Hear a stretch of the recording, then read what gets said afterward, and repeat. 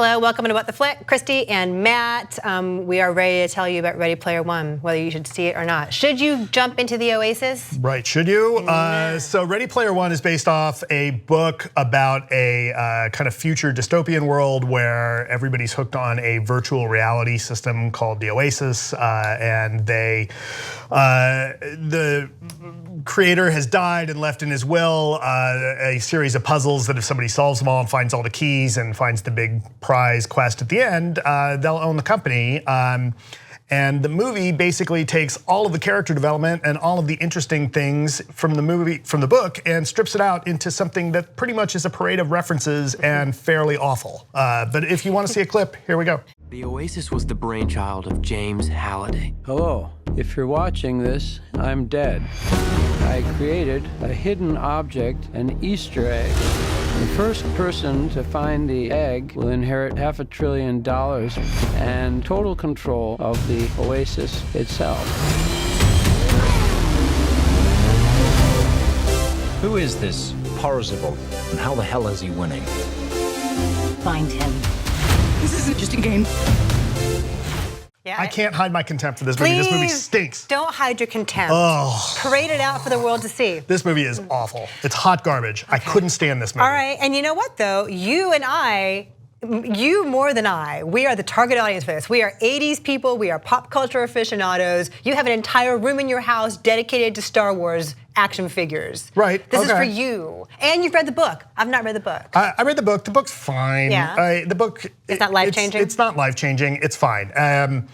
This movie's terrible. This movie strips all of the interesting stuff out of the book. And that's really frustrating because the book at least gives you some background into what led to this dystopia. You get more of the character development. The book is not the best book I've ever written, but it at least makes stabs or ever read. Right, I haven't written any books. It's not the best book. Ernest Cline wrote it. Yeah, Ernest Cline wrote it. We should mention that Steven Spielberg directed this movie. So we'll get back to that. The book does a decent job of kind of showing character development and the relationships develop between Parzival and Artemis and H, and their kind of online relationship versus their real life relationships and what it's like when they actually meet.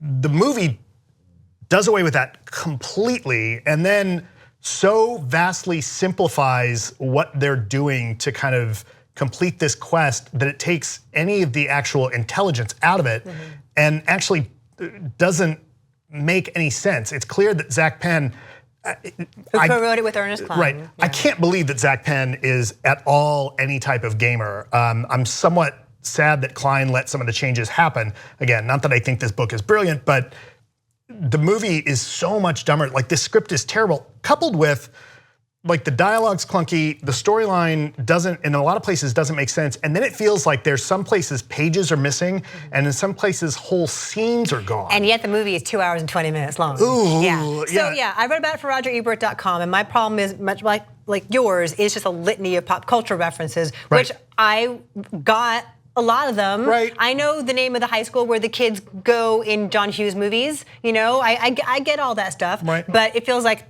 here's a thing you know, and here's another thing you know, and here's a really obscure thing that only a few of you are gonna get, and you're gonna feel super smart for having caught it. I mean, you can't catch it all in one sitting. It's in the backgrounds, in the periphery, you know, characters and songs, and oh, they spend a shit ton of money on music. I like the soundtrack. It's an immersive 80s thing, but it is breathless and it is overwhelming and empty ultimately. And the references aren't necessarily even germane to how they're used, right? Germane, sorry. nice.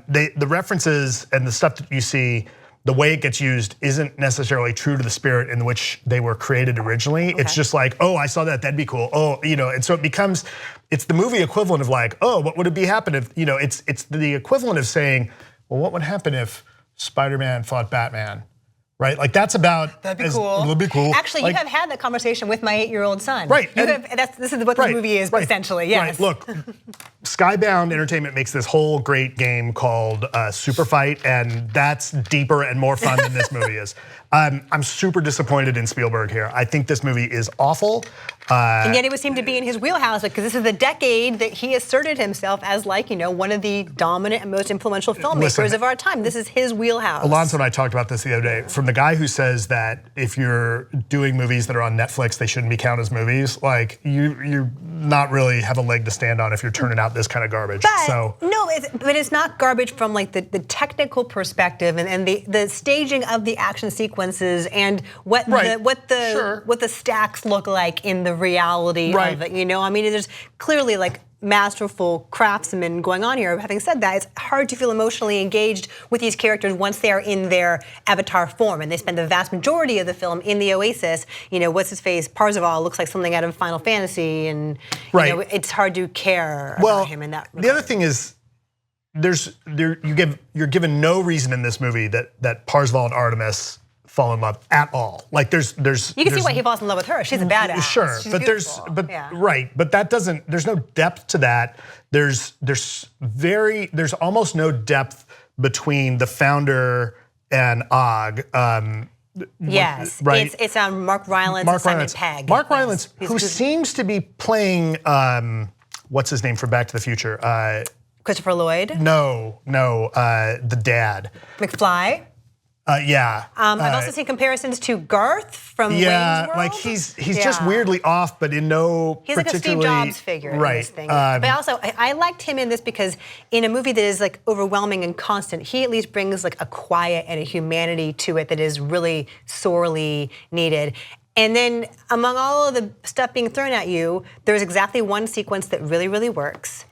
And it takes place within The Shining. And I'm not gonna, I don't wanna give away what happens because it's really cool, but it's a rare example of how they use the pop culture to actually further the narrative. It's not just like, here's a thing you know.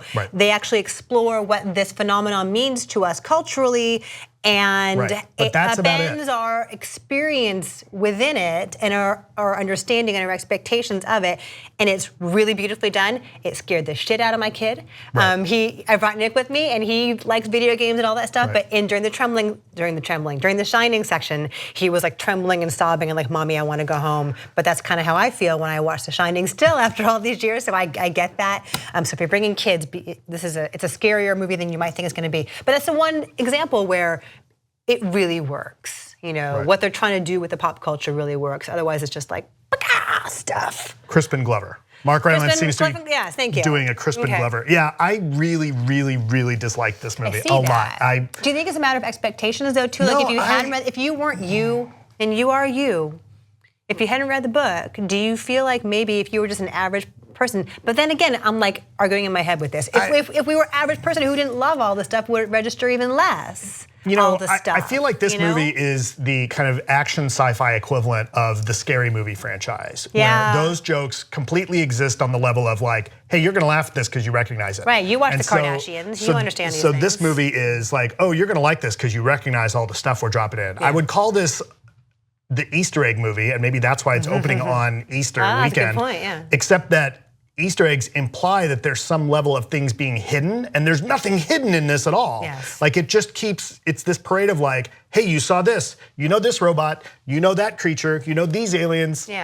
None of it matters. Chucky and the Iron Giant and the DeLorean from Back to the Future are all in the same space. And this is terrible. I mean, look, somebody's gonna like this, that's fine. I didn't, I think it stinks. It's fun. I will say it's fun for a while until it stops being fun. It just becomes overload. And again, it's like, it is 2 hours and 20 minutes long and does not need to be. So I'm saying 5.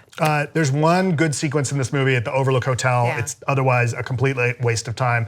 You could actually clip out that sequence. That's the only thing worth watching that could stand alone. So I give it a 2. All right, well, that is your number. And our number is 3.5. 3.5. It's at, it's a 79%. It was in like the mid 80s and now it's dropping a bit to 79%. So let us know what you thought. I think it's gonna spark really intense reactions. I like Sherlock Gnomes better than this. Wow. Yeah. That's the guy to pester on Twitter, people. That being said, should you decide to go see it, visit adamtickets.com, enter your code WTF5, $5 off your next movie, and by entering the code, you're helping support us. So you can enter the code, get $5 off this movie, your funeral, and feel good about supporting this show. So does it also cost less to go into the Oasis? I don't know. Find out. Let us know. Bye.